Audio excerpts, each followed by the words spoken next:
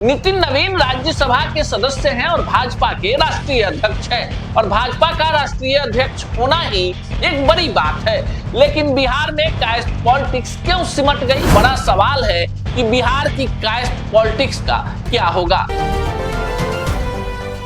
नमस्कार, आप देखना शुरू कर चुके हैं स्वराज पोस्ट को और मेरा नाम अनूप नारायण सिंह है। इस खास एपिसोड में हम आपको बताएंगे बिहार में कास्ट पॉलिटिक्स का हाल। अब देखिए, बिहार में एक सीट के लिए उपचुनाव हुआ और ये सीट थी पटना जिले की बांकीपुर सीट। इस सीट का इतिहास रहा है कि यहाँ से सबसे ज्यादा कायस्थ उम्मीदवार ही चुनाव जीते हैं। 1995 से लेकर 2025 तक के आंकड़े पर नजर डालें तो बीजेपी का ये सबसे मजबूत किला रहा है। इस सीट से स्वर्गीय नवीन किशोर प्रसाद सिन्हा और उसके बाद नितिन नवीन लगातार 2005 से चुनाव जीतते रहे, लेकिन 2026 के उपचुनाव में इस सीट से जनसुराज के प्रशांत किशोर चुनाव जीतने में सफल रहे। और अब चर्चा बिहार के कायस्थ पॉलिटिक्स की करेंगे। बिहार की राजनीति में कायस्थ एक महत्वपूर्ण भूमिका में रहे हैं। बिहार के दो मुख्यमंत्री महामाया प्रसाद सिन्हा और कृष्ण वल्लभ सहाय भी इसी समाज से आए हैं। आपको बताएं कि पटना के पॉलिटिक्स में चाहे शेखर सुमन हो या फिर शैलेंद्रनाथ श्रीवास्तव या शत्रुघ्न सिन्हा इसी जाति से ताल्लुक रखते हैं। वर्तमान सांसद रविशंकर प्रसाद भी कायस्थ जाति से हैं। वर्तमान बिहार के पॉलिटिक्स की चर्चा करें तो बीजेपी कोटे से एमएलसी संजय मयूख, बीजेपी कोटे से सांसद रविशंकर प्रसाद, बीजेपी कोटे से इकलौते विधायक हैं समृद्ध वर्मा जो जदयू से हैं। वो बीजेपी में थे लेकिन चुनाव लड़ने के लिए उनको जदयू में जाना पड़ा। अब देखिए, कायस्थ पॉलिटिक्स जो है बिहार में एकदम हाशिए पर आ गई है। हालांकि नितिन नवीन राज्यसभा के सदस्य हैं और भाजपा के राष्ट्रीय अध्यक्ष हैं और भाजपा का राष्ट्रीय अध्यक्ष होना ही एक बड़ी बात है। लेकिन बिहार में कास्ट पॉलिटिक्स क्यों सिमट गई?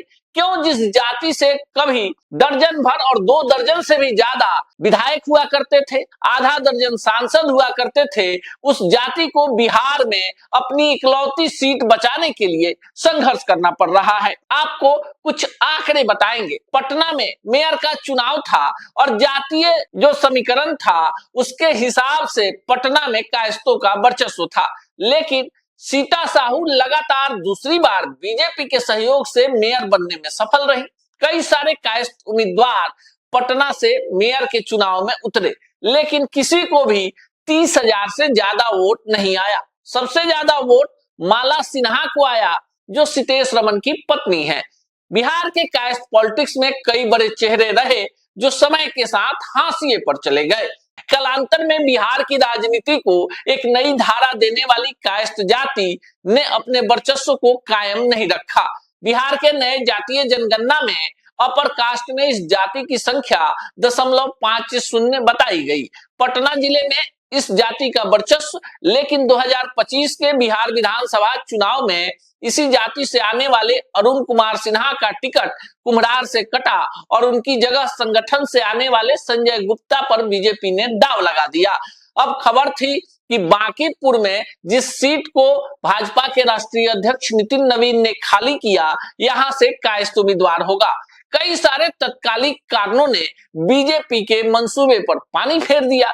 बीजेपी के सेहत पर इस चुनाव परिणाम से तो कोई असर नहीं पड़ा, पर बिहार के कायस्थ पॉलिटिक्स पर एक बड़ा प्रश्न चिन्ह लग गया कि अपनी इकलौती मजबूत सीट को भी कायस्थ मतदाता बचाने में असफल रहे। वर्तमान समय में बिहार की राजनीति में जो बड़े कायस्थ चेहरे हैं उसमें विधायक समृद्ध वर्मा, एमएलसी संजय मयूख, राज्यसभा सांसद और बीजेपी के राष्ट्रीय अध्यक्ष नितिन नवीन और पटना साहिब से भाजपा के सांसद रविशंकर प्रसाद शामिल हैं।